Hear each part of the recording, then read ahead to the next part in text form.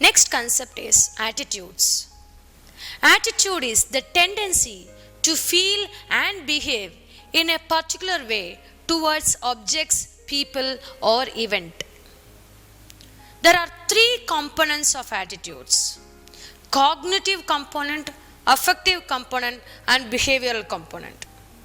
Cognitive component indicates the opinions, values, or beliefs of an individual about something.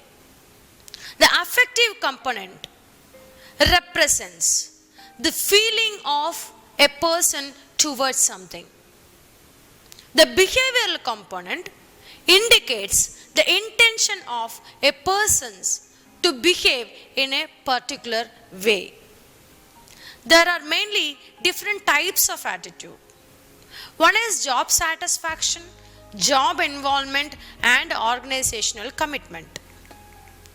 Job satisfaction is a pleasurable or positive emotional state resulting from the appraisal of one's job or job experience. There are three different dimensions of job satisfaction. It is an emotional response to a job. It reflects other attitudes of employees. It also depends on the extent to which outcome meets his expectations. The types of attitudes again continue with job satisfaction is outcome of job satisfaction. When there is a job satisfaction is there, or when there is no job satisfaction, there are various outcomes. It is not a strong relationship with productivity. It is moderate relationship with turnover.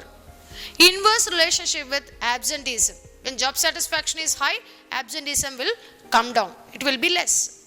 Inverse relationship with stress level, accidents, grievance, etc.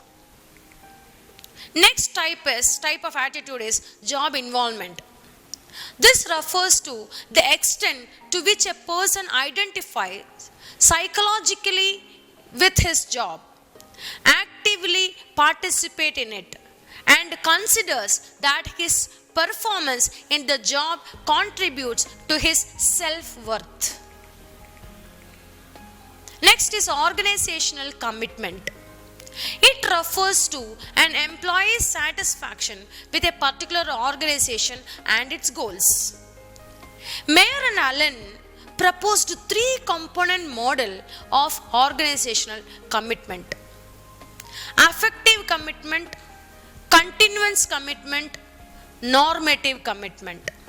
Affective commitment concerned with the employee's emotional attachment and involvement with the organization. Continuance commitment influenced by the cost that could accrue to the employees if he leaves the organization. Normative commitment refers to the extent to which an individual employee feels obliged to continue in the organization. There are different functions of attitudes. First one is adjustment function. People modify their attitudes to adjust to their work environment.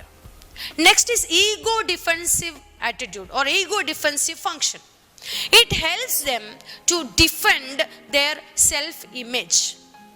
The next function is value expression. People express their values through their attitudes. Next is knowledge function. Attitudes provide a standard of reference which allow people to understand and explain their environment. Next point is attitudes and consistency. People constantly try to align their attitudes with their behavior and eliminate any diversion among their attitudes. Next important topic is called as cognitive dissonance. Leon Festinger defined cognitive dissonance as it refers to the incompatibility that an individual may perceive between two or more of his own attitude or between his behaviors and attitude. Next is sources of attitude.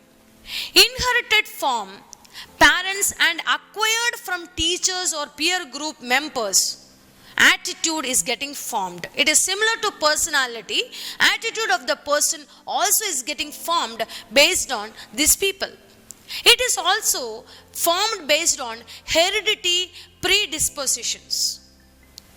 Next is interpretation and attitudes that we emulate. These are all the various sources of attitude.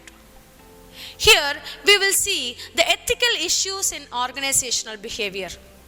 Code of ethics is a formal statement that acts as a guide which describe the general value system.